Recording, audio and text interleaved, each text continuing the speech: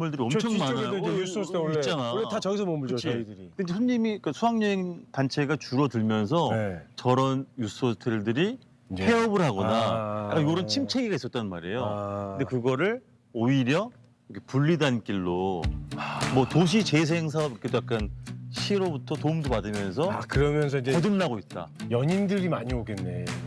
그렇지. 아.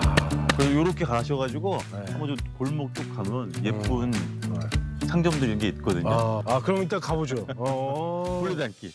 그렇구나. 이거 하나 찍어놓고 가야 되겠다. 볼까? 알았어. 하나, 둘, 셋. 이뻐. 그래요? 이뻐.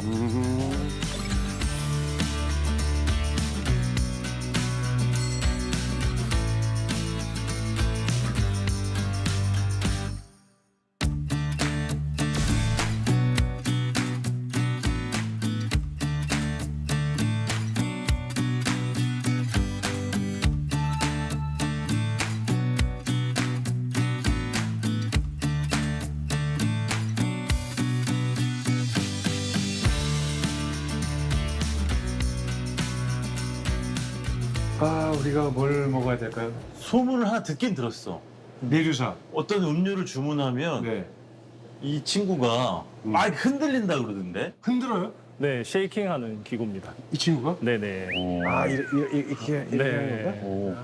그 메뉴가 네, 네르사 오렌지랑 메루사 오렌지, 네, 위스키 샤케라또라고. 위스키 사케라또. 네, 커피랑 위스키랑 섞어서. 아, 거기 위스키가 들어가는구나. 네, 노알콜로. 커피에 위스키가 들어가요? 네, 노알콜로 이제 나오는. 아, 노날콜이야 근데. 네, 제가 그 위스키 사케다. 위스키 샤케라또랑 저는 내루사 네르사 오렌지. 오렌지. 네. 오렌지.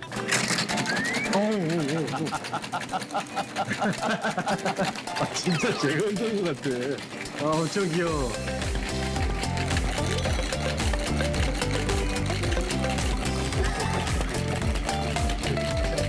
와우. 수고했어. 좀 쓰다듬어 줘. Very good, very nice.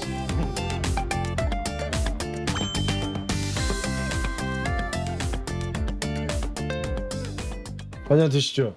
아.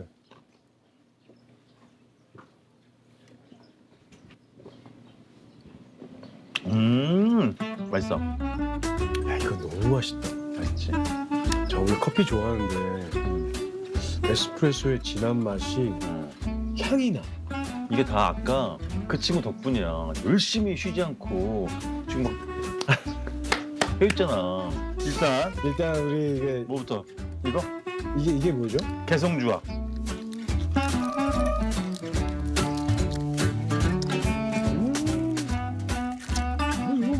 빨간하지. 이거 우리가 좋아하는 맛. 쫄깃쫄깃하고 겉은 바삭하고 맞지. 속은 꽉 차고 찹쌀이니까. 부드럽고. 찹쌀 반죽해서. 아까 사장님이 자신 있다고 하신 거. 제일 많이 팔린다는 거. 반빵. 반빵.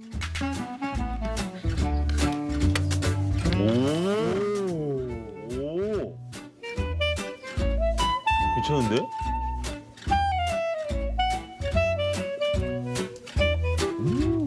이거 맛있다. 이거 맛있다 이거. 진짜 베스트셀러 될 만하네. 이 분리단길은 뭔가 되게 고즈넉하고 맞아요. 약간 평화롭고 되게 조용하면서도 좀 맞아. 여유를 좀 즐길 수 있는 것 같아요. 어땠어요? 맛있잖아요. 맛있지. 아니, 이번에 어땠냐고. 이번 여행? 2박 3일 경주. 어... 제일 좋았던 건 물론 나를 다시 만난 게 제일 좋았겠지. 아, 그럼요. 그렇게 얘기해줘. 예측하지 못한 여행이지 않았을까. 그러니까. 결국엔 불국사를 가지 못했다. 하지만 첨성대도 못 봤어. 하지만 내가 알지 못했던 곳을 굉장히 많이 알게 됐다. 그렇지. 알 거라고 생각했던 곳을 다시 알게 됐다. 그렇지. 네. 그것도 되게 중요한 포인트. 네. 맞아. 진짜 경주에 바다가 있을 거라고 생각도 못했었고. 의외로 모르는 사람 많다니까. 네. 진짜로. 처음 접해본 신라 음식들. 맞아. 너무 좋았어. 이 신라 시대 벌써 1500년이 넘었던 맞아. 그 시대의 역사를 또 보면서 그걸 발굴하는 우리 대한민국의 맞아. 청년들을 보면서 세상 또 이렇게 역사에 대해서 다시 생각해보고. 맞아. 또 이번에 진짜 컨셉이 경주인데 경주 아닌 경주 같은 경주였거든. 네. 불국사, 대릉원, 첨성대 이외에도 볼 게 무궁무진하고 들여다볼수록 진짜 빛나는 도시 경주다. 경주는 벚꽃이 없어도 여전히 아름답다.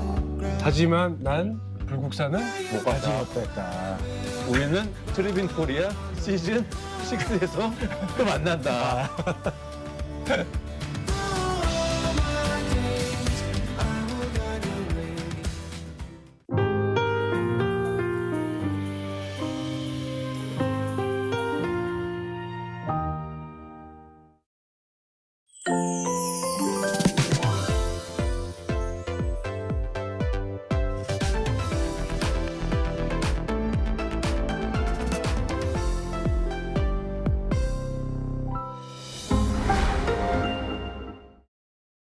이곳에 비밀을 캐러 왔거든요. 팔찌는 RFID 방식을 통해서 IoT 실시간 스코어링 기술을 할 수 있는 매개체가 되는 팔찌예요. 우리가 이걸로 점수가 나오니까 제대로 올림픽처럼. 자, 출발!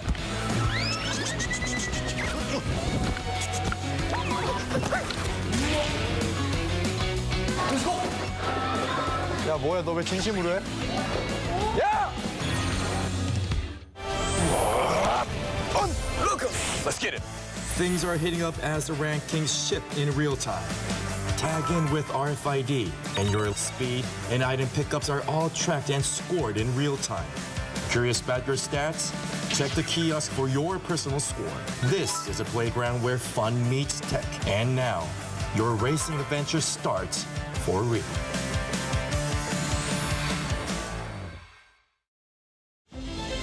Korea, a globally recognized sports powerhouse. Behind the dazzling achievements, there's always an invisible force at work. With sophisticated materials, cutting-edge equipment, and innovative technological solutions, SMEs in the K-sports industry play a vital role in bolstering Korea's status as a sports powerhouse. By integrating AI technology, they unlock athletes' potential and enhance performance, elevating the sports environment to the next level and opening new markets in the sports industry. Their innovative technology and bold challenges drive the growth of Korea's sports industry, creating a better world through sports. The innovation of these SMEs never stops. A systematic partnership support program is implemented to discover promising sports SMEs, provide technical validation and R&D support to enhance competitiveness, and strengthen the foundation for overseas expansion. At Tokyo Sportec 2025, the technological prowess of Korean companies was recognized. The Ministry of Culture, Sports and Tourism, and the Korea Sports Promotion Foundation supported K-Sports companies with product promotion and business consultations with global buyers, demonstrating product quality and market potential, and confirming the possibility of expanding into the global market. 저희는 ICT 강국으로서 그 바이어나 사용자들한테 신기술을 접목한 생활 스포츠 기회를 실질적으로 확대할 수 있는 그 기회를 제공하는 데 많은 도움이 될 수 있으리라고 확신을 합니다. 이제 스포츠도 K죠. K 스포츠는 이겁니다. The joy for all, created by the power of K-Sports. Experience the future of the new sports industry through the innovation and technology of the Korean sports industry.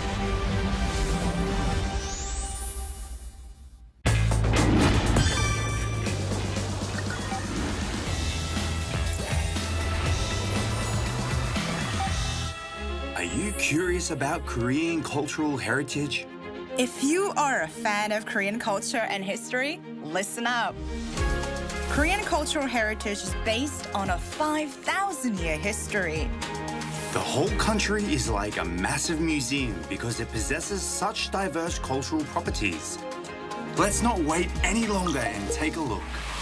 First, for beginners, for those who are not familiar with Korea, let's start with the world-famous list. You can see how Korea's beautiful traditional patterns and historical features have been preserved. And don't forget to experience Korea's intangible cultural heritage. From Gangang-sule to Talchum, there's just so many exciting cultural heritages to experience. These are for intermediate level tourists who have already visited Korea and its famous attractions. You might even be standing in a World Heritage Site right now. How about searching for intangible cultural heritage that you can experience? 한소리, 제주 해녀 diving, 김장. Make some unforgettable memories while having fun. Last but not least, the advanced level. It's the memory of the World Register. Korea possesses an extensive documentary heritage. Korea is serious about documentation and preservation. A tour of Korean cultural heritage will become a legacy of your own. Why not make your own Korean cultural heritage travel itinerary? Isn't it fascinating?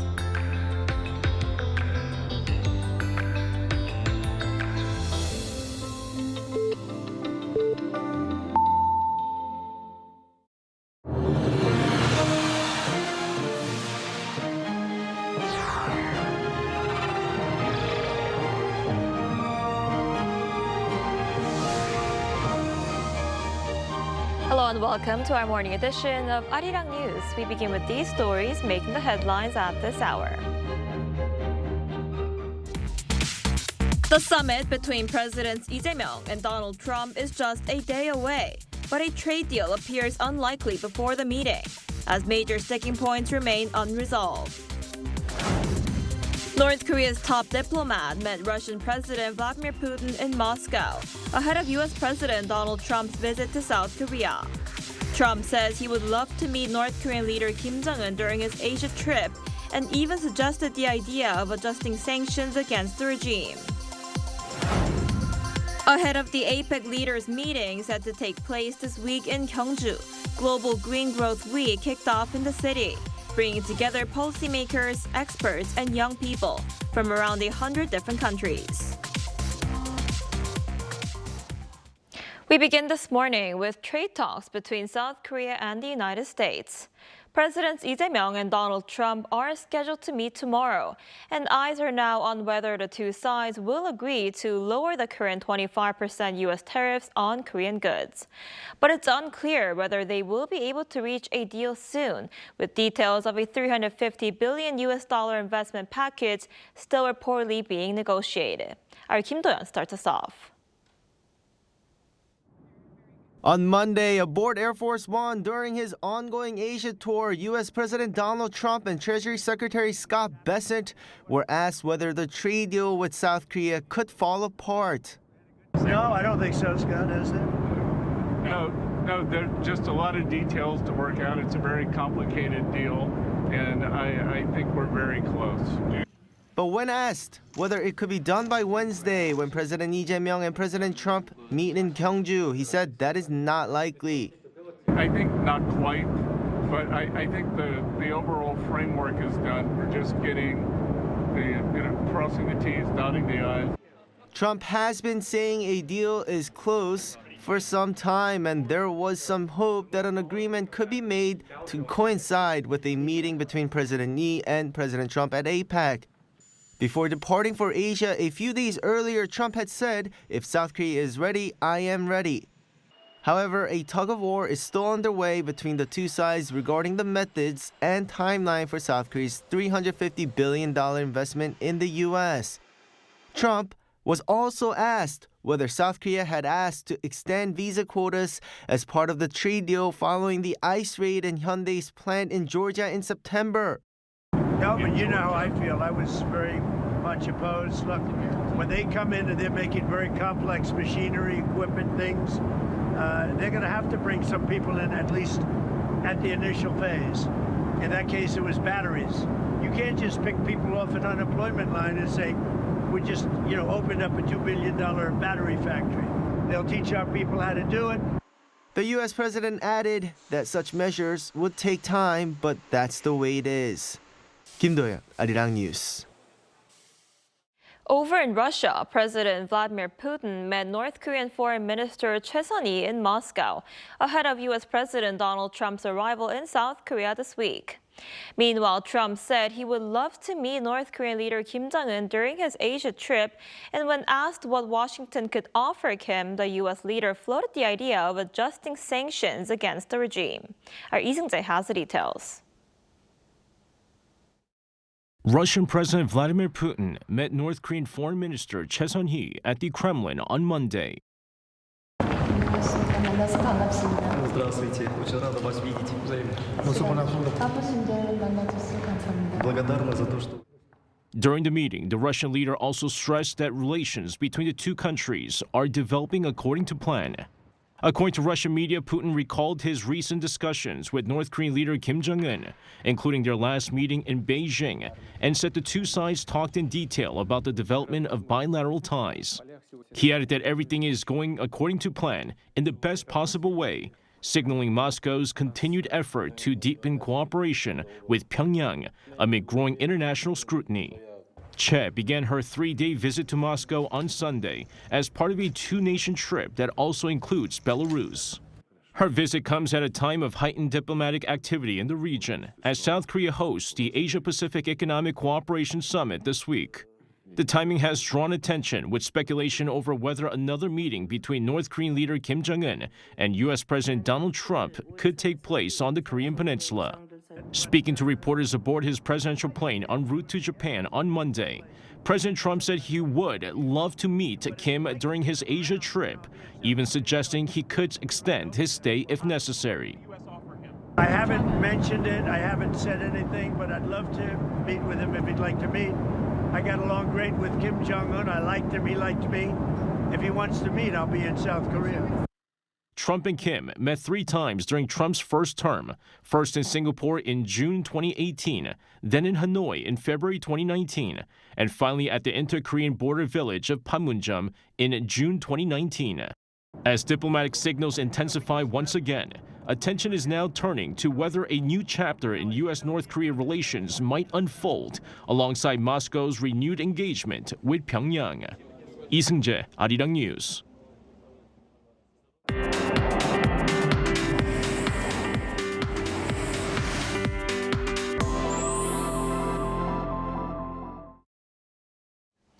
The APEC Economic Leaders Week has kicked off in Gyeongju, and preparations for high-level meetings are in full swing, as U.S. President Donald Trump and Chinese leader Xi Jinping will be visiting South Korea this week.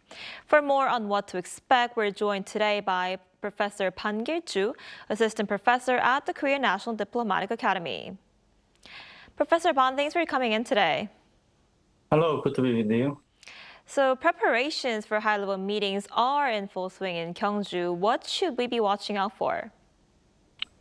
Well, the Economic Leaders Week of APEC 2025 Korea began yesterday under the theme of Building a Sustainable Tomorrow. In more detail, the APEC Leaders Week is composed of the three sections, concluding senior officials meeting, which are made from 27th to 28th of October. Second, APEC ministerial meeting from 29th to 30th of October. And then lastly, APEC leaders meeting from 31st of October to 1st of November. Obviously, the event that comes to our attention the most is the last one, which is the summit meeting. Meanwhile, although APEC is a multilateral platform, it also serves as an opportunity to promote bilateral meetings. As you mentioned earlier, both leaders of the United States and China, President Trump and President Xi are attending, and the new Japanese Prime Minister Takaichi is scheduled to come. So the second ROK-US summit, as well as the ROK-China summit and the ROK-Japan summit, is scheduled to be held during the opportunity of Gyeongju APEC. In this vein, Gyeongju APEC can be defined as the most influential diplomatic event that South Korea has hosted in recent years. In the meantime, the meeting seems to be going well as of right now. There are so many points which should be in the limelight. If you ask me to summarize the key points that we need to watch at this Gyeongju APEC, I would make 5 points. First, how to enhance South Korea's prestige as a global responsible power. Second, how to achieve the win-win outcomes in the second ROK-US summit, particularly regarding tariff negotiations. Third, how to effectively provide a diplomatic platform to mitigate tension between the United States and China. Fourth, diplomatic efforts to reconfirm the shuttle diplomacy with Japan. And lastly, how to ease tension on the Korean Peninsula and the possibility of Trump-Kim meeting. Right, a lot to look forward to. And tomorrow, President Lee Jae-myung will meet President Donald Trump for the second time since taking office. And with key trade issues still unresolved, a lot of attention is on whether the summit could lead to a sort of a breakthrough in trade negotiations. What's your take on this? To be honest with you, the second ROK-US summit will be harder to grapple with than the first one that took place in Washington, D.C. in August. The reason is that first, reaching a general agreement is much easier than reaching a clarified and detailed agreement. The second summit is aimed at the latter goal, which means it will be harder to achieve a perfect win-win outcome. Second, since President Trump himself visits South Korea as opposed to the first summit, which President Lee visited Washington, D.C., Trump is eager to reach a bigger deal than the first general deal when his deal-making style is taken into consideration. In the meantime, trade negotiations have not been reached yet in the working level, so Trump might present an unpredictable card as part of an effort to step up his leverage over South Korea on the D-Day of the summit. But at the same time, South Korea finds it hard to accept demand from the United States because a hasty negotiation could pose a serious challenge to its economy and national resilience. In this vein, a breakthrough is not going to be easy. Despite the fact, both sides are willing to continue the negotiations for achieving a win-win outcome. So 3 scenarios could be possible. The first scenario is the low-degree agreement, which both confirm the need to have more time for negotiations without showing serious discord. Second scenario would be the middle degree agreement that they make a joint fact sheet on agendas that they confirm, such as shipbuilding and nuclear cooperation. And they agree to continue the negotiation. The final scenario is the high degree one that they reach a basic agreement on both security and economic issues and make a joint statement while slightly leaving room for further detailed negotiations. Right, and what's also unpredictable is a meeting between Trump and Kim Jong-un, because Trump has repeatedly said he wants to meet Kim Jong-un, but officials here have said the meeting is unlikely to happen soon. But is there still room for last-minute negotiations? Honestly, the DPRK-US summit will official diplomatic agendas is least likely. but the possibility of a surprise meeting to emphasize their friendship between Trump and Kim Jong-un cannot be excluded as of right now. The official summit requires time to prepare agendas and coordinate with allies such as South Korea. The United States didn't have enough time to make this process. In this sense, the official summit is not expected. However, there's still room for a surprise small meeting in the sense that both Trump and Kim Jong-un mentioned their close friendship. In particular, President Trump intentionally defined North Korea as a sort of nuclear power on Air Force One for the Asia trip last Friday. This comment was aimed at increasing the possibility of a meeting with Kim Jong-un. Moreover, Trump expressed his intention to stay longer if Kim Jong-un wants to meet him. Moreover, very recently, Trump mentioned sanctions against North Korea as a possible agenda. In this regard, it's up to Kim Jong-un whether a small meeting will take place or not. In addition, several hints leave room for the possibility of the talks. The United Nations Command temporarily stopped the group tour on the Panmunjom during Trump's stay. To top it up, it seems that road maintenance was carried out in the northern part of the Panmunjom. All in all, an official summit is not feasible, but there's still some room for a small talk meeting. I see. We'll have to see how that plays out. All right, Professor Pan, I'm afraid that's all the time we have for today. Thank you so much for coming in this morning. We appreciate it. Yeah. Thanks for having me. During APEC week, other international forums are taking place in Gyeongju, reinforcing the main agendas to be discussed by global leaders. The Global Green Growth Week highlights sustainability, innovation, and future generations. Our Oh Soo-young has more. Joint efforts for a sustainable future are gaining momentum ahead of the APEC forum in Korea this week.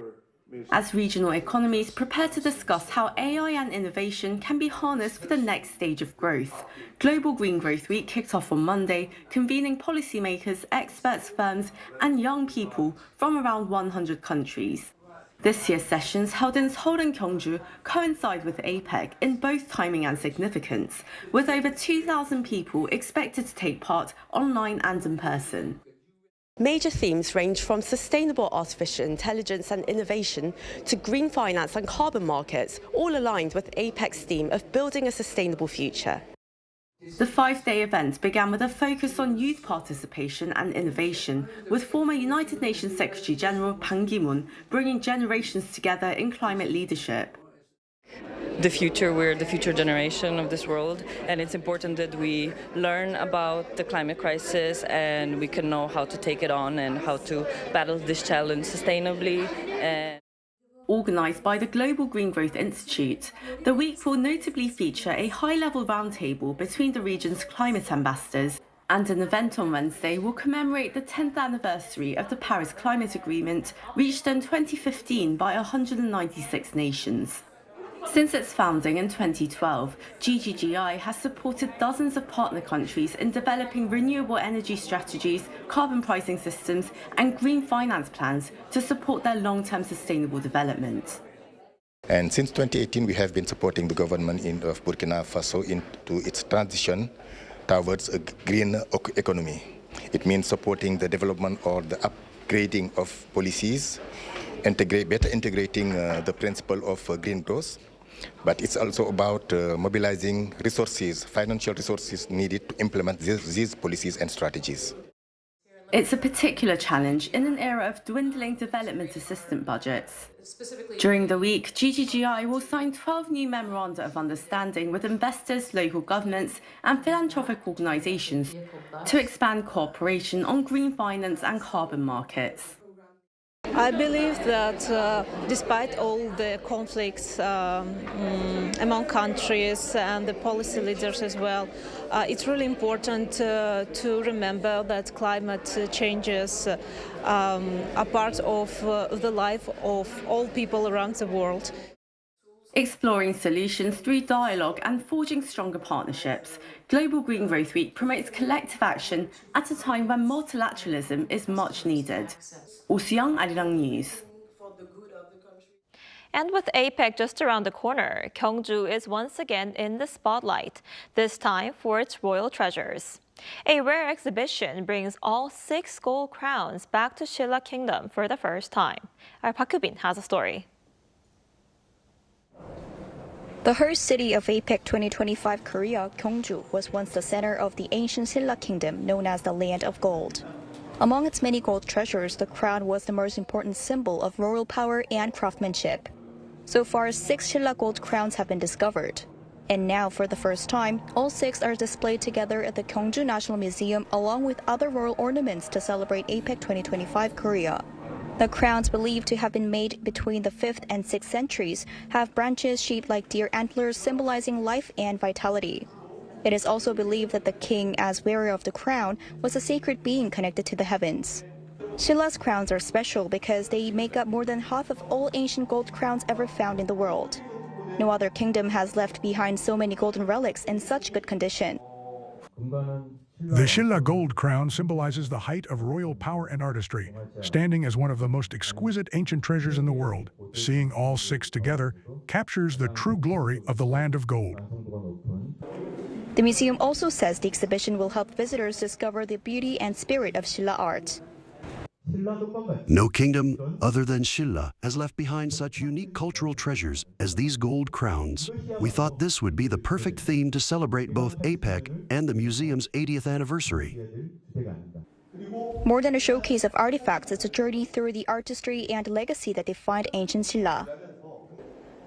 The exhibition runs until December 14th, drawing worldwide attention to the legacy of the Shilla period. Park Hyubin, Arirang News, Gyeongju.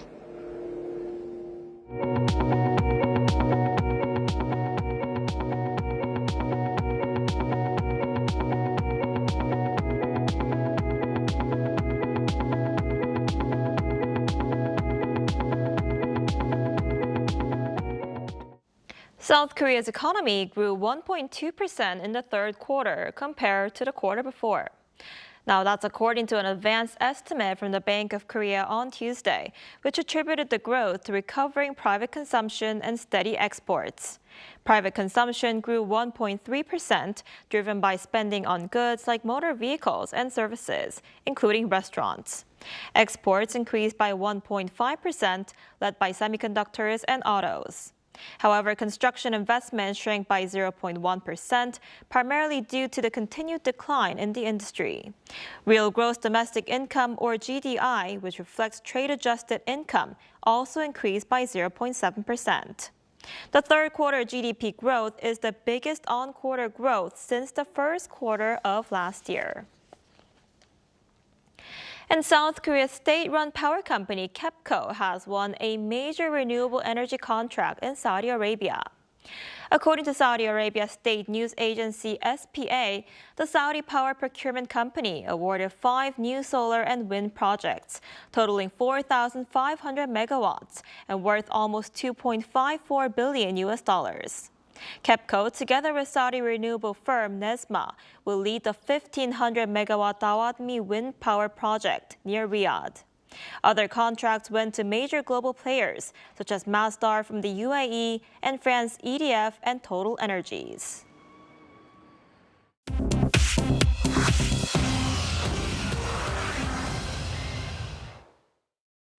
Good morning, I'm Chu Ji-hyun, and this is The World Now. In his first visit to Japan since returning to office, U.S. President Donald Trump met Japan's Emperor Naruhito. The two met at the Imperial Palace in Tokyo on Monday and exchanged views on global conflicts and peace, with Trump expressing hope to strengthen U.S.-Japan relations. Emperor Naruhito said he was pained by ongoing conflicts worldwide and prayed for peace.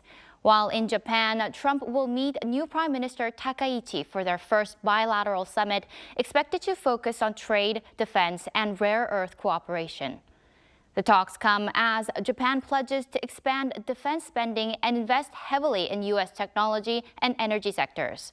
Trump's visit highlights Washington's efforts to reinforce alliances amid growing regional tensions.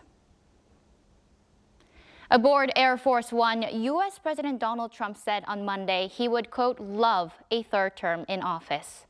Speaking to reporters during his Asia tour, Trump dismissed talks of running for vice president in 2028 as a loophole to stay in office, calling it, quote, too cute and not right. Trump said he hadn't really thought about a third term, but boasted that his poll numbers are the best they've ever been. Instead, he said potential successors could include Vice President J.D. Vance and Secretary of State Marco Rubio, calling them, quote, unstoppable. Under the 22nd Amendment, U.S. presidents are limited to 2 terms, and repealing that rule would require unconstitutional change, something experts say is highly unlikely. Trump's remarks come amid speculation from supporters who claim there is already a plan for 2028. In the Caribbean, Hurricane Melissa has strengthened into a Category 5 storm and is closing in on Jamaica with sustained winds of 175 miles per hour and the potential for catastrophic flooding and landslides. Forecasters on Monday said the storm could be the most powerful ever recorded to hit the island, with 13-foot storm surge expected to hit the capital, Kingston. Authorities have warned of a humanitarian crisis and ordered mandatory evacuations in flood-prone areas, though many residents are refusing to leave. At least 6 people across the Caribbean have already died from the storm. In Los Angeles on Sunday night, Vogue World Hollywood transformed the historic Paramount Studios lot into a live cinematic runway, merging fashion and film in a star-studded charity event. The show had 7 chapters, each celebrating different film genre, from Afrofuturism to Gothic Westerns. Nicole Kidman opened the night with a musical tribute before stars and models walked the outdoor runway, some wearing original movie costumes. All proceeds went to the Entertainment Community Fund, supporting costume professionals affected by recent Los Angeles wildfires.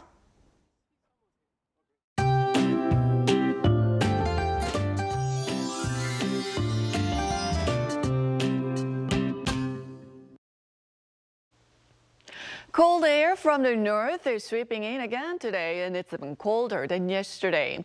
A cold wave advisory is in place for parts of Gyeongsangbuk-do province. Temperatures have dropped to nearly 10 degrees since this time yesterday. It's a sharp reminder to bundle up in this sudden chill. The cold will start to ease tomorrow afternoon, and by the end of the week, we'll be back to more typical late October weather. But for today, make sure to stay hydrated and stretch a little before heading out. Our bodies are having a hard time adjusting to these sudden changes in weather. The chill will stay throughout the day, with Seoul getting up to 12 degrees Celsius.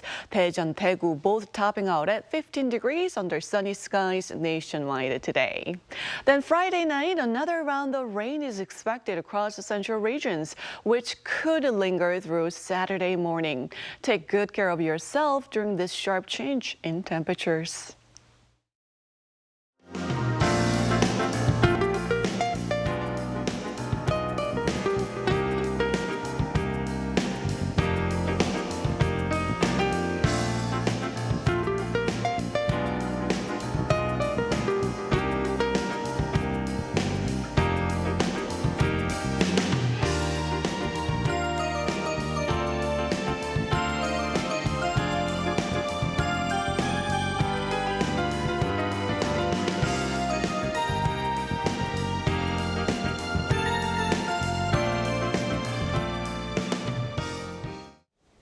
That's all we have for this morning. Arirang News will be back at noon Korea time. Thanks for watching.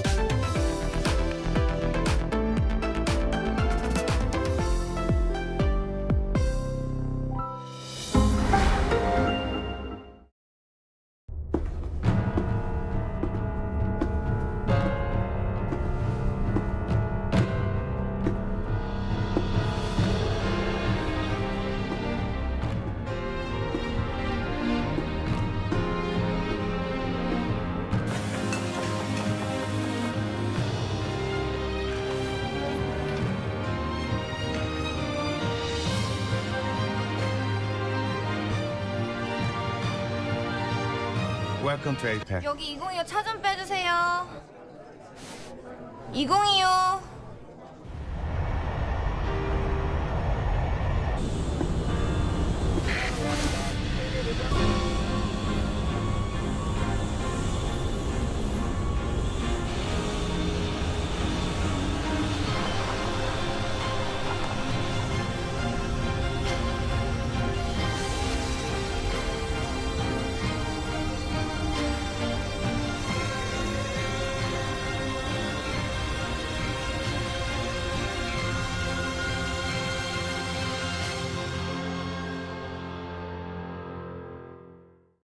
아무래도 좋아 난 너와 같을 거야 바로 지금 이 순간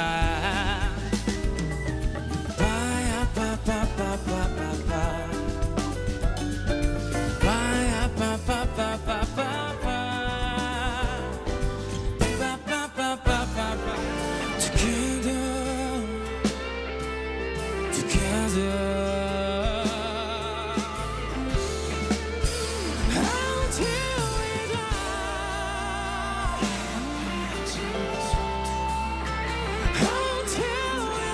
선택권은 없어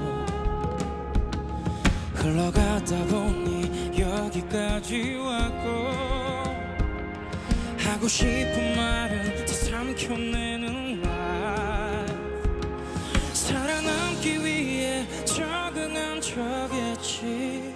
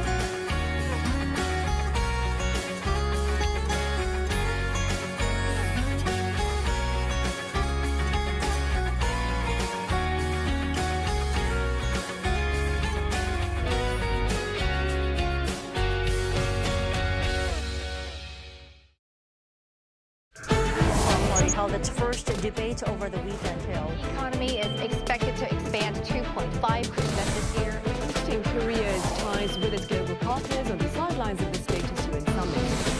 A massive drone attack on Ukraine overnight on Monday and Tuesday.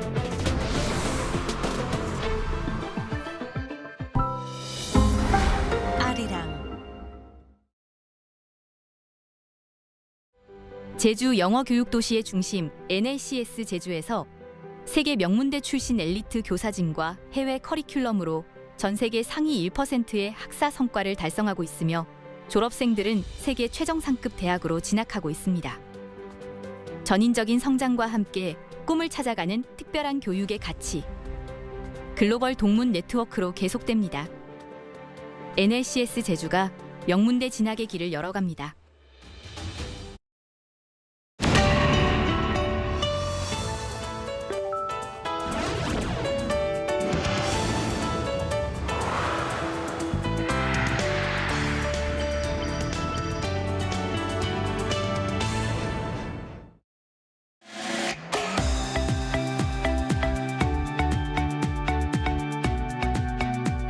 We're here to bring a new type of news show. New insights, new styles, and new topics every day. We are News Generation. Bringing news just for you is Tuesday, October 28th here in Seoul. I'm Lee Soo-jin, and this is News Generation. Joining us today is Q.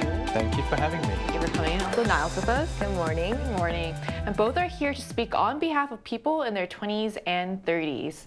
So it's the second day of the work week, Tuesday, and by now many of us are settling into our routines, but routines aren't just about work. They're also shaped by the spaces we live in. Our homes, apartments, or shared living spaces influence how we start our mornings, relax in the evenings, and connect with others. So I wanted to ask you, Kyun, what kind of housing situation are you living in these days? Are you living in an apartment, sharing a house with friends, or is it somewhere completely different? So I'm currently living in a low-rise apartment called villa in Korean. Mind you, it's very different to the villa we know in English, to the Korean, in the Jamsil area where the famous landmark Lotte Tower is located. So I've lived with my brother for a good 5 years and continue to do so until one of us gets eventually married. And I'm living under the jeonse housing system that is quite common in Korea, but it may be a little unfamiliar to our viewers. So those who are not quite sure what jeonse is, it is a unique long-term rental system that lies between buying a house and renting one. So instead of paying monthly rent, the tenant deposits a large sum of money, often 50 to 80% of the property's market value, to the landlord at the start of the 2-year lease contract. The landlord can invest or use the money during the lease, and the entire lease deposit has to be returned to the tenant when the lease ends. I think that was a great explanation what that is. So what about you, Naya? Right, and I mean, I've lived in jeonse for a little while as well, but I actually looked this up. I used to think that Korea was the only place with this jeonse system, but in particular, I found that they have this system in Bolivia as well, and in Bolivia, it's called anticretico, and in India, they have a higher deposit and smaller rent fee, which in Korea would translate into maybe 반전세, and I'm currently living in a 반전se, and just like you, and I'm living in a villa, not villa. This means it's very different. Yes, very different. It's not as luxurious with fountains in the back as you think, but a low-rise building. I'm living with my husband and son, and hopefully we'll move to an apartment building next. So I look forward to hearing more about this. But with housing prices continuously reaching new highs, young people are finding it harder than ever to secure a place of their own. So let's take a look at the screen to learn more.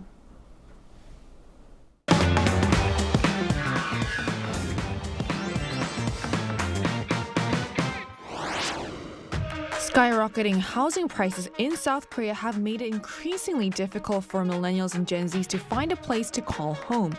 Addressing this challenge has been a major focus for the government, with the current administration rolling out a series of housing measures aimed at improving access. So today on News Generation, we'll take a closer look at why securing housing has become so challenging for young people, what the current housing landscape looks like, and share some tips for achieving housing stability specifically for the millennial and Gen Z generation.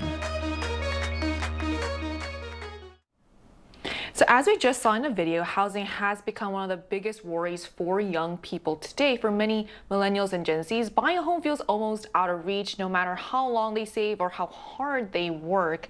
Kyun, could you explain why owning a home has become so difficult for young people in Korea these days? Sure thing. So to start off with, the average price of an apartment in Seoul is approximately 910 million won, which is roughly 630,000 US dollars. Now, for an average salaryman, it is far too expensive to fully own a house, usually an apartment in the Seoul metropolitan area, because the average monthly wage for office workers in Seoul is around 4.77 million won, which is not too low. It's quite high, mind you.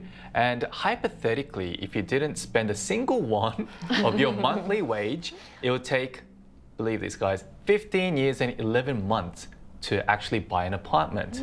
So it basically means you need to take out a mortgage loan. But even if you do, you will have to continue to earn money just to pay back the loan, plus the interest. So in reality, it's almost impossible for young people to buy a home just by saving up their salaries.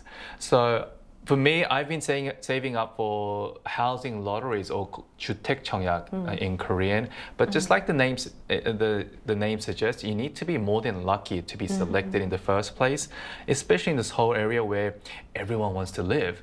And I don't have a concrete plan for now as owning my own house, because it seems like it's only for those privileged people who have parents who own multiple houses, and it's going to end up being one of theirs. But for me, it's a different story. So I guess there is a stark contrast. But for, I think, people like us, the government obviously, I know they're trying. They need to roll out more affordable apartments within the Seoul metropolitan area, where I guess like more than half the population is living in right now.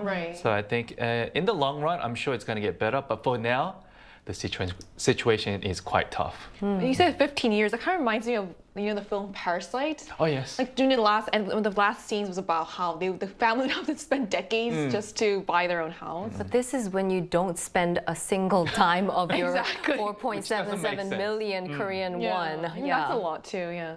So many young people feel stuck. Renting isn't cheap either, but buying a house feels completely out of reach. It's no wonder so many young people apply for these housing lotteries without a clear plan. I mean, you are just basically hoping for a miracle. And for our generation, housing isn't just an economic issue. It's tied to when and whether we get married, start families, and just feel settled. So how was the housing situation different for our parents' generation now?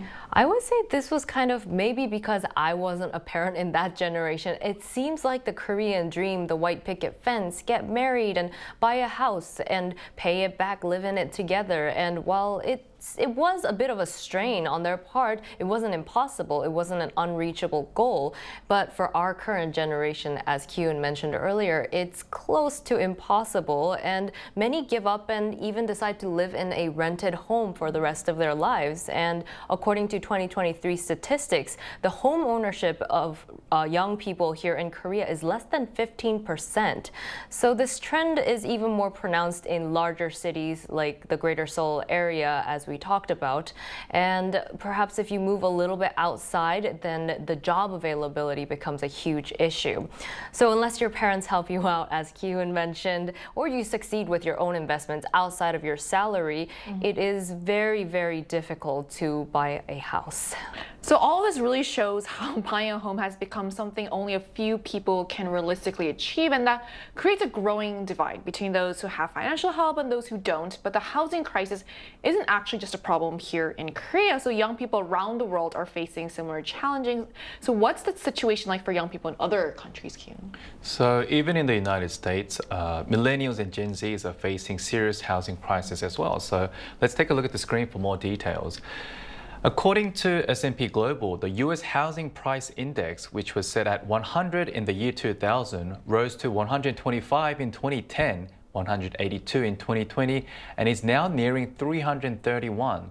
So this means that housing prices have increased by 230% since the year 2000.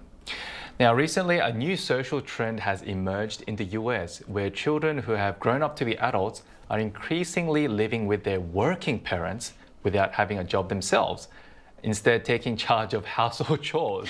And so they've been called this newly coined term hub sons or trad sons or even stay-at-home sons. And it just highlights how many young people are struggling to find a stable job and helping them to actually purchase their own homes.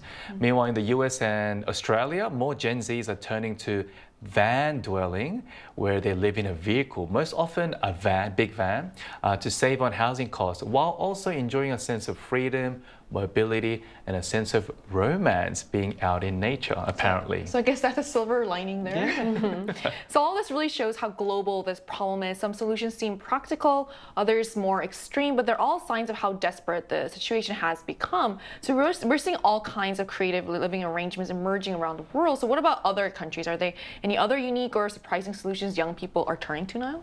Right, just like the ones that we just mentioned, the stay-at-home sons and daughters, they do have this concept of a full-time child in China as well. Some of them even signed contracts with their parents to receive allowances for doing the housework. And yes, we do need some housework that needs to be done around the house. But this is another interesting phenomenon. Also, young people are voluntarily moving into nursing homes, and you can live with about $200 a month there. And they rent a single room out, just like the elderly residents, and they help out with the small tasks at the facility. They earn little money and maintain a very minimal standard of living, and they spend the rest of their time lying down and resting just like the elderly. There's actually a terminology specifically for these people, and it's called tangping, and it means lying flat. And I guess it's to conserve energy, conserve money, and not to move and spend that much money, to just survive. I mean, that does sound quite actually nice. There's actually more people.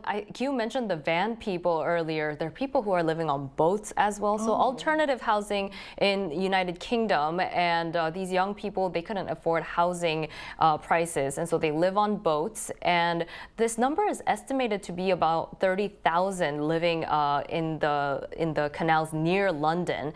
And the monthly rent for the 2 small room boathouse is said to be less than half the rent in central London.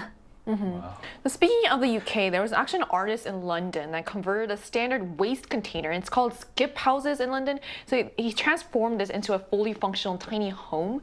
And it has also called attention to the city's dramatic housing and affordable problems. So this highlights how rent and home purchases in central London are so high that even modest housing has become so unattainable for so many people.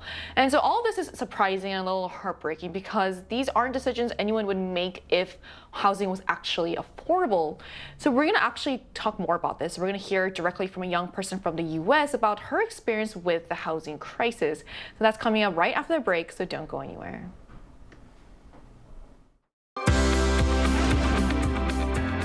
NewsGen wants to hear from you. Go to YouTube and search out channel Arirang News.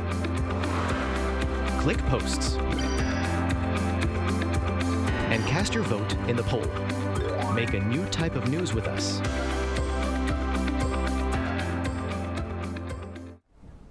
Joining us today is Sheila, a young person from the States who's currently living in Seoul. So hi Sheila, thank you so much for connecting with us today. Good morning. Good morning. So can you tell us what your housing situation looks like? Yeah, so as an international student in South Korea, I currently live in a dorm. Now, while that does make sense for a lot of other international students, finding dorming is actually pretty hard as it fills up quite easily. So international students are left to look for off-campus housing, but it could create a lot of challenges in my experience with language barriers. And a lot of landlords are not used to interacting with foreigners, so they hesitate to rent their space to us, and they often require higher deposits, which often creates challenges. I have been in this situation last semester, so I haven't always lived in a dormitory. And when you do find a cheaper area, in my experience, it does take over an hour from your campus, which is really stressful when balancing classes and work. So for me, it's not just about affordability, it's about convenience, but I am super glad that I live in a dorming now. In the US, when I do visit home, I do stay with my parents. So that's my other housing situation. Wow, that was quite interesting. I never knew how international students face these kind of challenges living in Korea if they can't find a dorm within their school. Now, what is the housing situation like in the US? What are the most common types of housing that millennials like us and Gen Zs like you live in today? Yeah, so in the US, like I said earlier, I do live with my parents, but the housing costs have risen a lot, even for my parents, my grandparents, and my friends. In the recent years, especially in big cities like LA, New York City, and Washington, D.C., it's becoming way too expensive for anyone to afford. So millennials and Gen Zs have a harder time to become homeowners. So many are renting out apartments or sharing houses with their roommates. I have heard from my friend who lives in New York City that there are becoming more co-living spaces now and micro apartments at a very high price, which is really interesting. But a lot of young people are having student loan debts, and with the high rising rent prices, it's becoming really hard for many young adults to afford homes. So that's the current situation in the United States right now. In order to change that current situation, what do you think are some solutions and policies that could effectively address the housing challenges for young people? Yeah, so I think there's a lot of steps to get there, and it all starts with the government. I think they should invest more in home affordability projects and even provide rent assistance. Or in this economic atmosphere, I think lowering interest rates on housing loans for young people would be a really good option. And policies also to regulate rent prices among home and landowners would really encourage more developers to build a mixed income housing situation, it could make a lot of difference. But also on the social aspect, I think that a lot of young people should educate themselves about their financial literacy when it comes to being a homeowner and budgeting, which could be a little hard when you have goals like going to school and getting married, but a little step at a time could mitigate these problems. Wow, thank you. So it does sound like there's a you. lot of stuff that the government can do, and also we can do as individuals as well. So thank you so much for sharing your insight with us today. Thank you. Have a good day. Thank you. You too. So we just heard from our guest from the US, and she really highlighted that housing challenges aren't unique to Korea. Young people around the world are facing similar struggles. So we also asked on the Arirang News YouTube channel, how much of your income do you spend on housing, such as rent or mortgage? So let's take a look at the results here. So housing takes up a significant share of young people's income. The largest group, 37%, reported spending between 30% and 50% of their income on housing. About 23% of respondents said they spend more than half of their earnings on rent or mortgage payments. Meanwhile, 20% pay between 10% and 30%, and the remaining 20% spend less than 10% of their income on housing costs. So it's clear that these results show that housing is taking a major financial toll on many young people. For many, a large portion of their income is spent just to have a roof over their heads, and it's concerning that so many young people are spending nearly half or even more of what they earn just to pay for housing.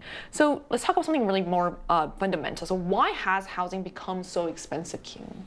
So real estate today is seen not only as a place to live, but as like a also financial asset. And because so many people buy property for investment rather than residential purposes, home prices have far outpaced income levels for ordinary residents. And almost 50% of the total population of Korea is concentrated in the Seoul metropolitan area. So housing demand is extremely high, driving up the prices even more, while there is limited supply. And as a result, young people without homes start from a disadvantage when it comes to building wealth and financial security. And I think the current administration have come up with this policy where they want more people to kind of invest in stocks now, rather than shift away from just investing too much into real estate, because of these high investment, the prices have gone extremely high, making it almost impossible for young people to actually afford their own home. So, I mean, it's good news. We've heard good news yesterday, the Kospi reaching the 4,000 point mark range. So it's good to see that there is a bit of a balance happening, but I think in the long run, for more young people to feel encouraged to actually start their own family and have children, they need bigger places to live in. And right now, the place I'm living in is definitely not big enough to start my own family, and I need to look for obviously bigger apartments, but it's too expensive. It's almost impossible to get your own house in Seoul, so you have to look outside Seoul, and then comes the new problem where, like, if it's too far from work, the commuting becomes another huge problem. So there are so many challenges that young people have to face. That's why they feel very discouraged to even own a house. So they give up on marriage or even having kids, of course. So I think to look further into the future, the government is doing the right thing, I think, right for now, but big changes need to be made so that young people feel, I guess, a bit more comfortable in actually, starting their own family and reduce the shrinking population into, expanding population of Korea. I think housing, that's why it's such an important thing to talk about, because it's connected to other social problems that Korea is dealing with as well. So it's not just about having a place to live. Homes have become major investment assets, so that drives price up beyond what young people are earning. So people that are earning regular incomes can afford. It also means that those without property start adulthood at a disadvantage in also building wealth. So what advice is out there for young people trying to navigate these tough housing conditions now? I do agree with Ki-hoon that the policies do need to evolve in big ways, but I guess it's to take advantage of the ones that are already there. And in Korea, there are programs such as the Youth Purchase and Rental Housing, which in Korean is 청년 매입 임대, and then newlywed stepping stone loans, 신혼부부 디딤돌 대출, and in Korean called 행복주택, I guess translated loosely is happy housing, where there's different forms, like we mentioned, the 전세, or you can purchase a home home and going through these organizations, it will help you get there. And for me personally, I actually started out very small, and I agree with Sheila in the point that she made, taking smaller steps to get to the bigger things. You do have to make a little bit of sacrifices, maybe starting out in a smaller, older apartment building, which is what I did, saving up the money, moving into a jeonse system, and even if it means moving into a basement, which is also what I did, saving that money up until you can afford to maybe add a loan and purchase a house. But I think it's all about those smaller steps working together with government policies. So whether it's in Korea, the US, or across the world, it's clear that housing has become one of the biggest hurdles for millennials and Gen Zs. From skyrocketing prices to unconventional living arrangements, young people are having to rethink what home really means. So while the solutions aren't simple, awareness is the first step, and staying informed, exploring creative options, and pushing for policies that support housing stability can make a real difference. But for now, it's a reminder that home isn't just a place, it's a foundation for the future, and finding ways to secure it is one of the finding secure housing is one of today's most pressing challenges for the young generations. And that brings us to the end of today's episode of News Generation. But News Gen will be back tomorrow at 10:30 a.m. Korea time with more stories and discussions. A big thanks to Kyun. Always a pleasure. To Ham and Niall. No problem. And to our viewers, thank you so much for tuning in, and we hope you have the best day. We are News Generation.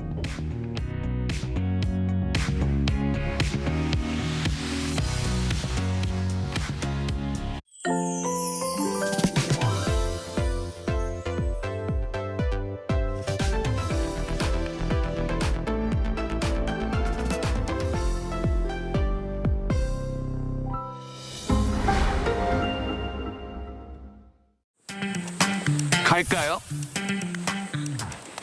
갈까요? 갈까요? 갈까요? 어디 가요?